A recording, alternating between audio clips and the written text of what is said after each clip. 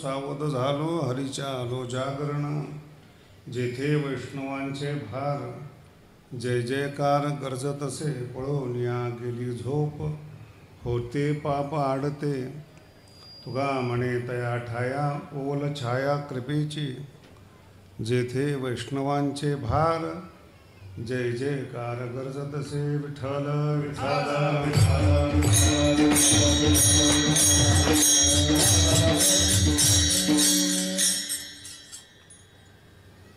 पुरुष जर उत्तम असेल तर उत्तम कार्य होतं हे पुरुषोत्तम महाराजाकडून शिकण्यासारखं आहे।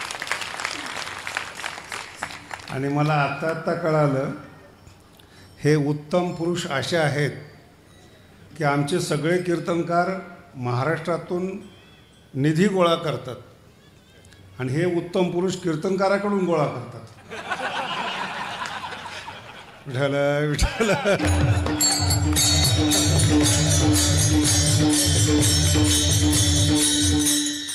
भगवंतांनी त्यांना आवाजाची देणगी दिलेली फार कमी लोकांना असते। काही देणग्या नैसर्गिक असतात, त्याच्यामध्ये ते एक आवाजाची देणगी आहेत। बऱ्याच लोकांना गळा असतो आणि बाकीच्यांना नरडं असतं। म्हणजे चांगले माणसं जर शेजारी असले तर त्या आवाजाने निघून जातात। पण महाराजांचं कमी वयामध्ये खूप मोठं कार्य आहे आणि स्वतःच्या वर्गणीतून, कीर्तनाच्या वर्गणीतून आणि कीर्तनकाराच्या वर्गणीतून दोन्ही धरावे लागतील ना। आता छान मंदिर बांधले, ज्ञानेश्वर महाराजांचं माऊलींचं मंदिर आहे, चोखोबारायांचं आहे। भगवान श्रीकृष्णावर प्रेम असल्यामुळं त्यांचंही आहे। चोखोबारायांचं मंदिर आहे। कमी वयामध्ये एक चांगल्या पंथामध्ये येऊन नाव कमवता आलं, हा भगवंताचा आशीर्वाद आहे। इतक्या कमी वयामध्ये प्रसिद्धी मिळत नसते, खूप अवघड आहे या कमी वयामध्ये प्रसिद्धी। ते आवाज कमी जास्त, लेवल कमी जास्त होतात तुझ्या। विठ्ठल विठ्ठल।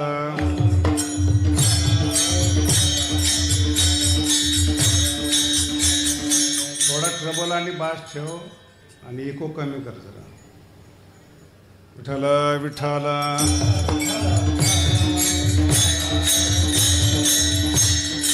आणि या कमी वयामध्ये जर परमार्थाला यायला मिळालं तर कसं होतं त्याचा हा अभंग आहे आजचा। सावध झालो हरीच्या आलो जागरण। कमी वयामध्ये खूप कमी लोक आहेत। सावध झालो ना हा फार सौम्य शब्द आहे बरं का। सगळेच कीर्तनकार असल्यामुळे बाकीच्यांचं काय होईल माहीत नाही, पण कीर्तनकारासाठी कीर्तन करायला हरकत नाही काही। कमी वयामध्ये दोन प्रकारचे धोके असतात। एक कळत नाही अशा अवस्थेत कळतंय असं वाटतं, हा सगळ्यात मोठा धोका आहे। कोणत्याही मुलांचं स्टेटस बघा तुम्ही, लात मारील तिथं पाणी काढेल। कोणत्याही पोराचं बघा, ती अहंकाराची भाषा, बोलणं वागणं, छाती काढून चालणं। आणि तोच माणूस 70 वर्षानंतर गेला की मग त्याची अवस्था बघा। ती जी छाती काढून चालण्याची अवस्था आहे ना, खरं म्हणजे फेसबुकचं सर्वेक्षण आहे, सगळे 30च्या आतलेच लोक त्याच्यावर आहेत आणि 30च्या नंतरचे लोक भक्ती चॅनलवर आहेत आणि 60च्या नंतरचे लोक समाधीमध्ये आहेत, बोधावस्थेमध्ये आहेत। त्यांना राजकारणाशी काही देणे घेणं नाही, परमार्थाशी नाही, खूप उच्च अवस्थेमध्ये ते गेलेले असतात। पण ते अपेक्षा करतात कुणीतरी आम्हाला मानावं बोलावं। तर ही जी जगद्गुरु तुकोबारायांची अवस्था आहे ना, ती 22-23 वर्षाची अवस्था आहे परमार्थात येण्याची। आणि सगळा गाथा, सगळं जीवन, सगळं पुढचं भविष्य 20 वर्षामध्ये त्यांचं घडलेलं आहे। एकंदरीत तुकोबारायांचं जे आयुष्य आहे परमार्थातलं ते 20 वर्षाचं आहे। 42व्या वर्षी तर जगद्गुरु तुकोबाराय सदेह वैकुंठाला जातात आणि 22व्या वर्षानंतर परमार्थ घरामध्ये आहेत याच्यात काही शंका नाही, पण आजपर्यंत असं कधी घडलं नाही की कीर्तनकाराची मुलं कीर्तनकार झालेत, असं कधी घडलं नाही. कारण की जो कीर्तनकार आहे तो बाहेर चांगल्या पद्धतीने सांगू शकतो, तो कसा आहे बायका मुलांना जास्त माहिती असतं. त्याच्यामुळं परमार्थाचा विश्वासच उडालेला असतो त्यांचा, घरातल्या लोकांचा. फार कमी असे घरं आहेत जी परंपरा चालवतात. जगद्गुरू तुकोबारांची जी 8 पिढ्याची परंपरा होती, लय पुढे येऊ नका बरं का या वयात, मागासारखं थोडंसं. विठ्ठल विठ्ठल.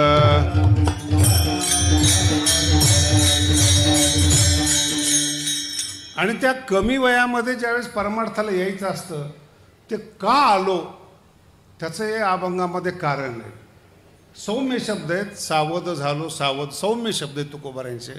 खरा भाव असा आहे, अक्कल आली असा अर्थ आहे. या अभंगाचा जो खरा भाव आहे, अक्कल आली असा अर्थ आहे. सावध झालो असा अर्थ नाही. तुकोबाराय स्वतः बोलतात सावध झालो, पण त्याचा जर अनुवाद करायचा असेल तर त्याचा अर्थ असा होतो की अक्कल आली. चुकीच्या मार्गाने, चुकीच्या रस्त्याने, चुकीच्या ज्ञानामागे, चुकीच्या नेत्यामागे, चुकीच्या महाराजांच्या मागे मी जात होतो. असं काही समजू नका की परमार्थामध्ये चांगलाच मार्ग आहे. जसं राजकारणामध्ये 2 प्रकारची लोक असतात, समाज कल्याण करणारे असतात आणि आत्मकल्याण करणारे असतात. त्याला कीर्तनकाराला कळत नाही म्हटल्यानंतर अजून याच्यापेक्षा म्हणजे मला अडचणीत नका आणू सगळे कीर्तनकार मिळून. राजकारणात 2 प्रकारची लोक असतात, समाज कल्याण करणारी आणि आत्मकल्याण करणारे. परमार्थामध्ये सुद्धा ही 2 प्रकारची लोक असतात. पहिले आत्मकल्याण करणारी असतात आणि दुसरा व्यवसाय करणारी लोक असतात. ही परंपरा आहे. दिवस आणि रात्र याला कोणी जगात बदलू शकत नाही. ज्ञान बदलू शकत नाही, क्रिया बदलू शकत नाहीत. तसं दुष्ट लोक, दैवी संपत्तीचे, आसुरी संपत्तीचे लोक सदैव असतात. आपला मार्ग आपण निवडायचा असतो. याच्यामध्ये काही फार डोकं लावायचं असतं असं नाही. म्हणून 2दा शब्द वापरलेले आहेत. सावध झालो, पहिलं सावधपणा संसारातला आहे, दुसरा सावधपणा परमार्थातल्या खोट्या साधूपासून आहे. काही साधू असे मरेपर्यंत शिष्य ठेवतात. मी ज्यावेळेस न्यायाचार्य करत होतो स्वामीजीकडे, तर 2-3 खूप बुद्धिमान ब्रँचचे लोक आले होते. ते 2-3 वर्ष संन्यास घेतला त्यांनी वगैरे वगैरे, पण त्यांचा असं चेहरा प्रसन्न वाटेना. जेव्हा कधी परमार्थिक लोकांचा चेहरा प्रसन्न वाटत नाही तेव्हा असं समजावं की हे चुकून आलेले माणसं आहेत. परमार्थामध्ये चुकून आलेली माणसं आहेत, कारण की ते अपेक्षा घेऊन आलेले असतात काहीतरी. मग मी ते चांगला संन्यासी होता, त्याला विचारलं जे काय असं आहे तुझं, बऱ्याच दिवस झालं उदास दिसतो. नाही म्हणे, मैंने ऐसी सोचा था कि रिद्धि सिद्धि ऐसी कोई चीज़ होती है, चमत्कार करने को मिलता है, इसलिए मैं सन्यासी बना, इसलिए मैं महात्मा बना. मग क्या हुआ? कुछ भी नहीं है. तो काय म्हणतो, परमार्थामध्ये काहीच नाही आहे, हेच जास्त आहे. विठ्ठल विठ्ठल. परमार्थामध्ये काहीच नाही हे जर कळालं ना तर फक्त परमात्मा असतो. आणि परमार्थात सर्वच पाहिजे, तो व्यवहार होतो. मग आकार बदलतो त्याचा. काही माणसं सज्जन आहेत, पॅन्ट वगैरे घालून दुकानदारी करतात, काही त्याच्यापेक्षा श्रेष्ठ आहेत, पारमार्थिक कपडे घालून व्यवसाय करतात, पण दोघांचा उद्देश धन असतो. पण काहीच करायचं नाही, केवळ परमार्थ करायचा आहे, ही अक्कल येणं अवघड आहे. आणि एक लक्षात ठेवा, परमार्थ सुरू का करायचा याचं सुद्धा याच्यामध्ये कारण आहे. संसाराचं स्वरूप ज्याला कळालेलं आहे, वर्म ज्याला संसारातलं कळालेलं आहे, त्या माणसाचा हा अभंग आहे. जर संसार न कळता सोडला, परमार्थामध्ये पुन्हा संसार सुरू होतो. मराठी किती कळते माहीत नाही मला. संसार न कळता जर सोडला, परमार्थामध्ये पुन्हा संसार सुरू होतो. तिकडं 2 खोल्या बांधायच्या असले तर मठ बांधतो, तिकडं 4 लोकांचे पोटं भरायचे संसारामध्ये, तर 50 लोकांचे पोट भरायचे असतात. आणि ते सगळं टिकवायचं असतं ना, जे महिमान केलेलं असतं टिकवायचं असतं. फरक पडत नाही, काहीच नाही संसारामध्ये. हे जेव्हा तुम्हाला कळतं ना, मग काहीतरी मिळवण्यासाठी, परमात्मा मिळवण्यासाठी माणूस परमार्थामध्ये येतो. जाणीवपूर्वक आलेला परमार्थातला माणूस सक्सेस होतो.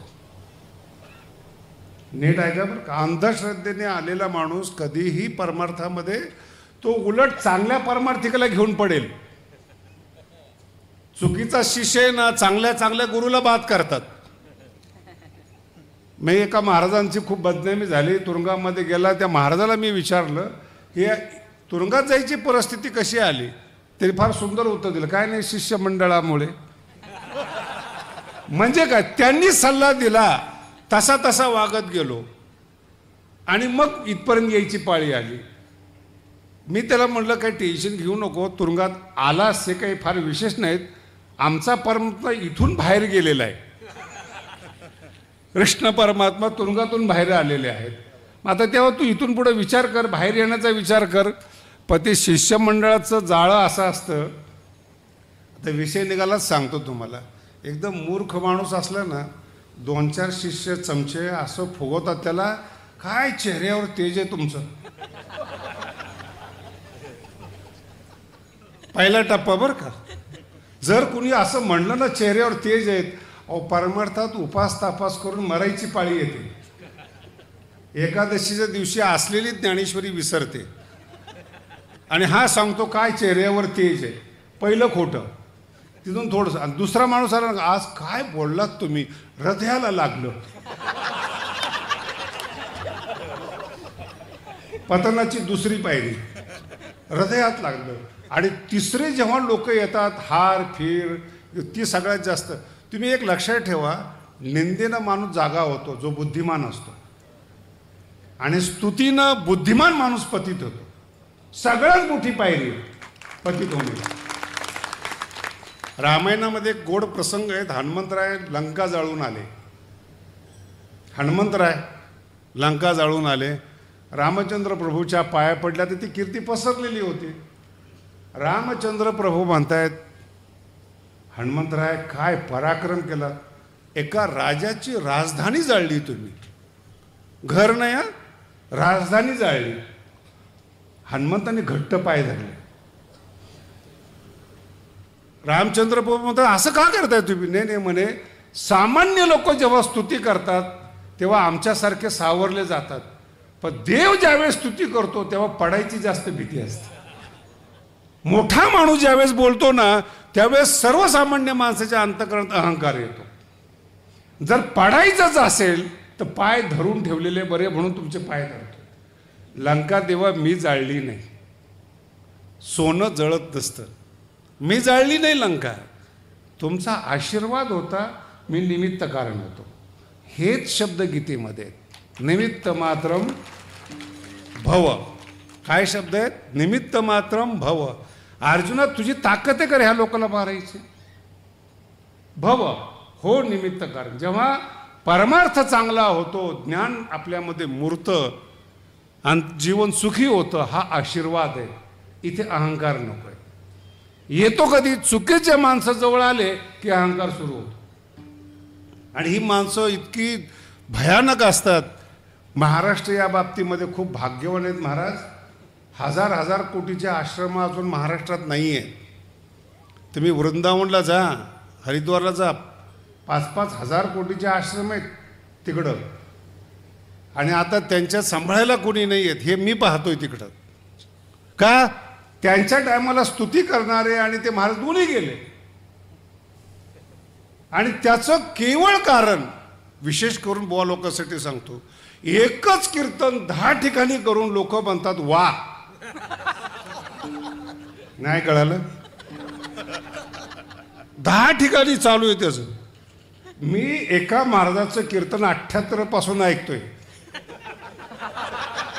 अजिबात बदल नाही. जेव्हा मी माझ्या सप्ताहात कीर्तन ठेवलं तर मी सहज म्हणलं, महाराज हे 78 पासून चालू आहे. ते म्हणे हे आढळ पद आहे. अर्थ कधी बदलायचा काय? आमच्यासारख्याला उत्तर आहे बरं काय.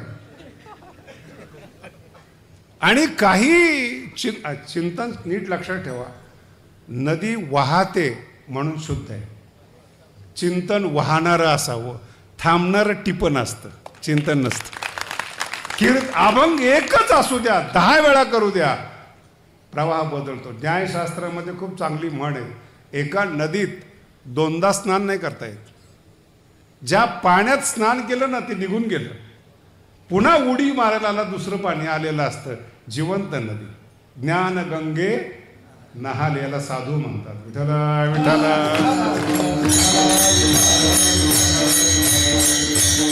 हा सावधपणा आपल्यामध्ये पाहिजे. संसारिक लोक बोलले वा, आपण सावध व्हायचं, आपलं काहीतरी चुकतंय. हवेत जायचं नाही, हवेत जायचं. चांगले लोक याच्यामध्ये गेलेले आहेत. मोठा राजकारणी असू द्या, नेता असू द्या, सरपंच असू द्या. आमचा एक मित्र मागे सांगितलं होतं, अत्यंत धूर्त, म्हणजे असं समजू ना की माझे मित्र संतच असतील. मित्राला काय काय ठरलेलं थोडंच असतं की कोणी असेल तसं. नको त्या माणसाला निवडणुकीमध्ये उभं केलं आणि मी म्हटलं अरे चुकीचा माणूस आहे. म्हणे महाराज तुम्ही आमच्या गावात वर्षातून एकदा येत आहे, तुम्हाला तो चुकीचं वाटतो, आम्हाला किती वाटत असेल, मग तू का तुझ्या पॅनलमधून उभा केला? तो कुणाच्या पाया पडत नव्हता, आता उभं केलाय, पैसे देऊन तो सगळ्यांच्या पाया पडतो, एवढीच इच्छा आहे आमची. स्तुती, सावध झालो, पहिला शब्द आहे. कोणापासून सावध व्हायचंय? आपलं जीवन जिथं थांबवलं जातं त्या संसारात पहिल्यांदा सावध व्हा.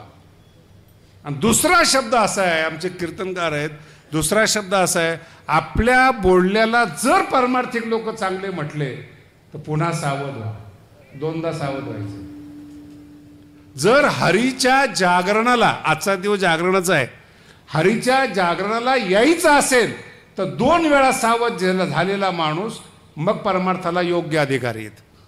पहिला संसारिक लोकांपासून शिकवतातच नाही बोलू. तुम्हाला एक व्यवहार सांगतो मी, तुम्हाला एक प्रश्न विचारतो. संपूर्ण जगात एक मान्यता आहे, योगाने रोग जातो, बरोबर आहे का? योगाने औषधं कशाला विकतात? हाय कुणाकडे उत्तर?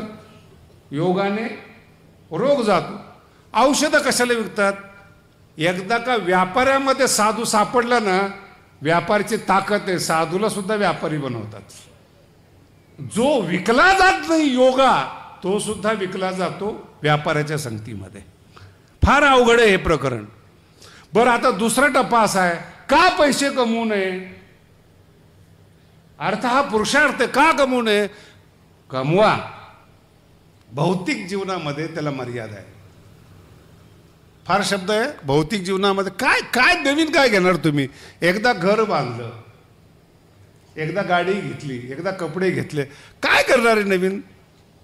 तीच मुलं, तेच घर, तेच बोलणं.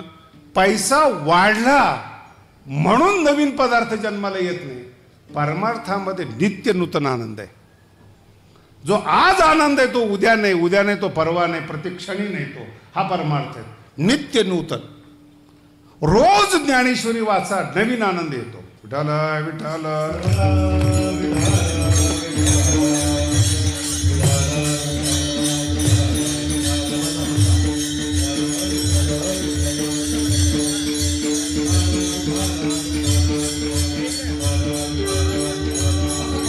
बजाओ बजाओ.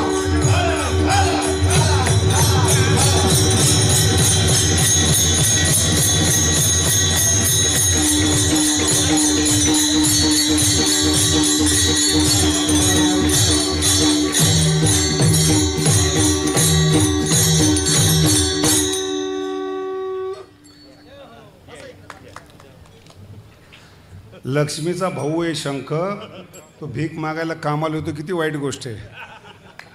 विठ्ठल विठ्ठल.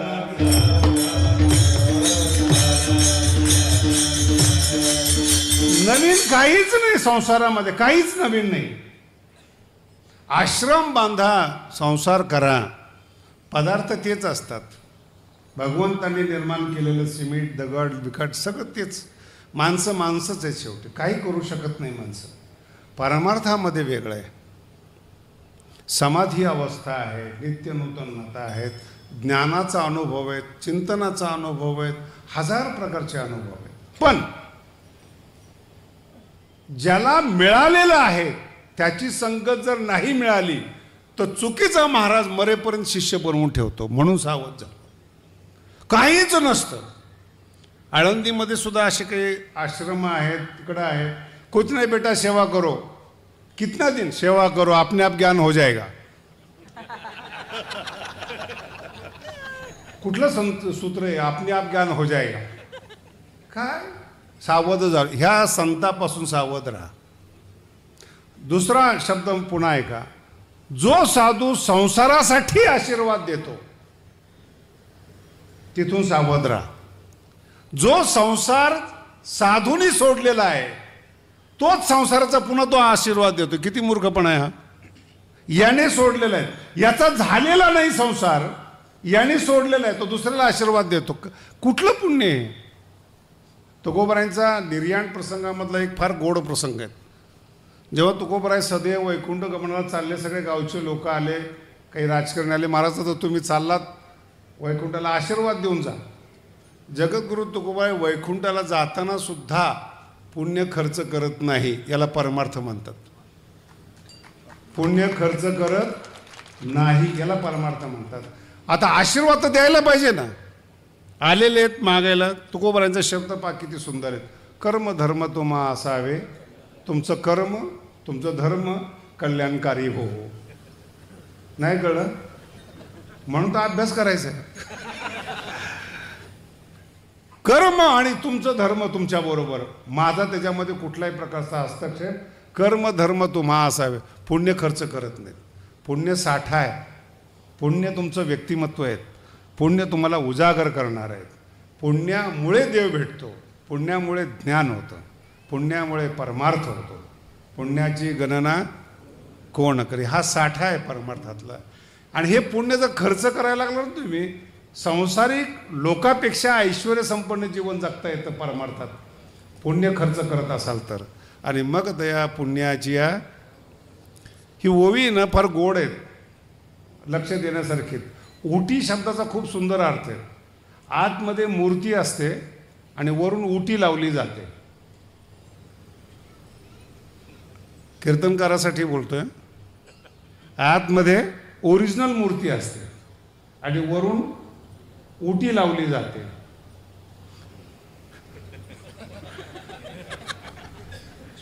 तुम्ही पण थोडं चिंतन करा ना.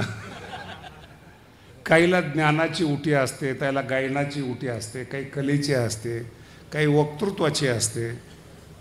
उटी किती दिवस असते? ज्ञानोबारांचं म्हणणं आहे तुमचं स्वरूप कळत नाही कारण की उटी आहे. ज्या दिवशी उटी उतरली ना तुमचं स्वरूप पाहून लोक पळून जातील तुमच्याजवळून. काही काही साधू आम्ही बघितलेत, आमच्या काळामध्ये हत्तीवर मिरवणूक निघाली आणि म्हातारपणामध्ये त्यांना पाणी देणारं कोण नव्हतं ते पण आम्ही बघितले. मग तया पुण्याची सवेची इंद्रपणाची उटी उतरे.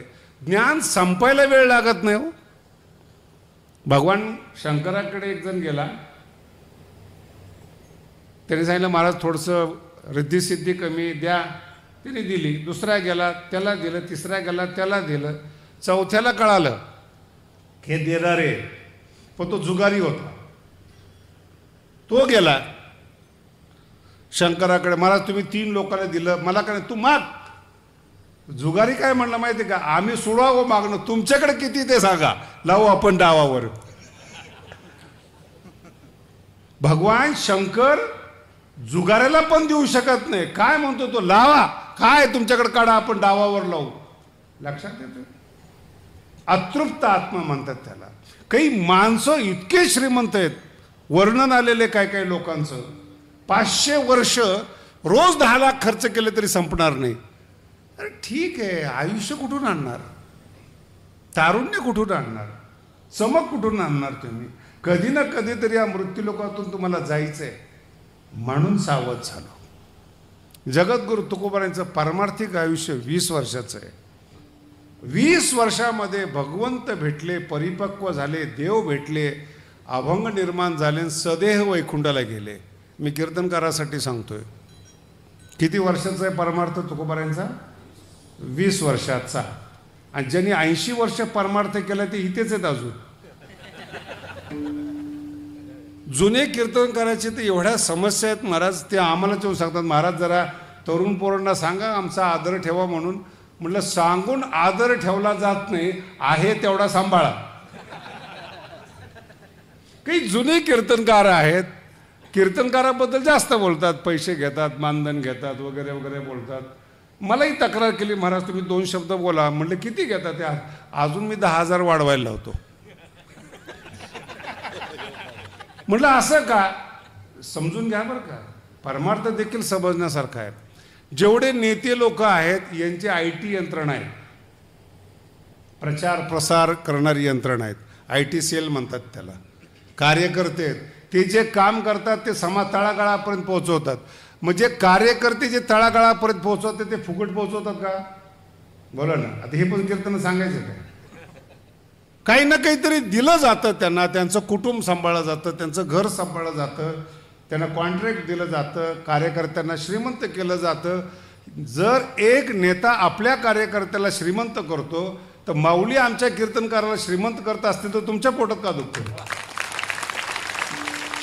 माऊलीचा प्रचार करता येते, माऊलीची यंत्रणा आहे ती. का त्यांना, का तुमच्या पोटामध्ये दुखतं? हा, जेवढं त्यांना मिळतंय तेवढं तुला मिळत नसेल त्याला काय करायचं? विठ्ठल विठ्ठल.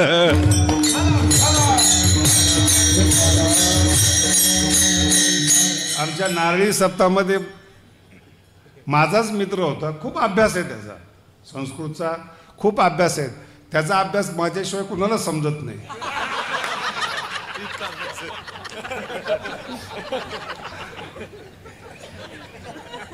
मी एका विनोदी कीर्तनकाराचं कीर्तन ठेवलं, त्याला राग आला. आता जवळचा दोस्त आहे ना तो, लहानपणीपासून नाईलाज असतो या दोस्ती लोकांना. काय महाराज म्हणे ह्याचं कीर्तन कुठे ठेवायचं असतं का? म्हणे का ह्याच्यापेक्षा तर मी कीर्तन करतो, चांगलं कीर्तन करतो. असं कोण म्हणतं? मी म्हणलं तर मी म्हणतो. तेच तर प्रॉब्लेम आहे.